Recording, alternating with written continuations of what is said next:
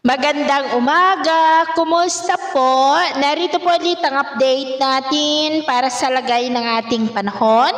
Ngayong umaga po ng May 3, 2026. Sa ngayon po ay patuloy pa rin na easterlies ang hangin na umiihip po dito sa ating bansa. Ito po ay mainit na hangin na mula po dyan sa silangan o Pacific Ocean. At sa atin naman pong long range forecast, wala naman pong bagyo na nakikita na tatawid sa ating kalupaan for the next 2 weeks, pero ang LPA ngayon na nasa malayong silangan ay posible yan na lalakas sa susunod na mga araw, pero hindi pa naman nakitaan na tatama po sa ating kalupaan, posible po na muling lilihis. At sa lagay ng ating panahon, ngayong madaling araw po ay maayos naman ang panahon sa malaking bahagi ng bansa, pero may mga isolated rains sa ilang bahagi po ng Bicol, Marinduque, Oriental Mindoro, Romblon, Aklan, Iloilo, ilang bahagi ng Palawan, Eastern Samar, Sarangani at Basilan.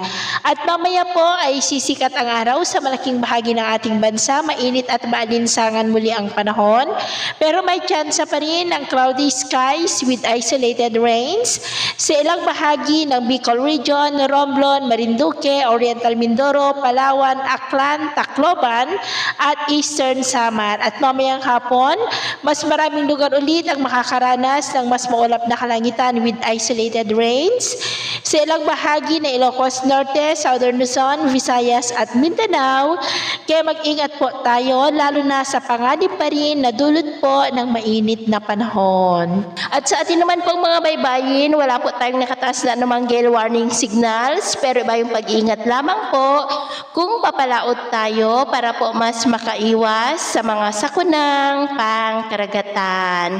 So ito lang latest update natin sa araw na ito. At ako pa muli si James na nagsasabing sa kahit na pagsubok po na darating sa ating buhay, huwag po tayong mawawalan ng pag-asa. Thank you and God bless!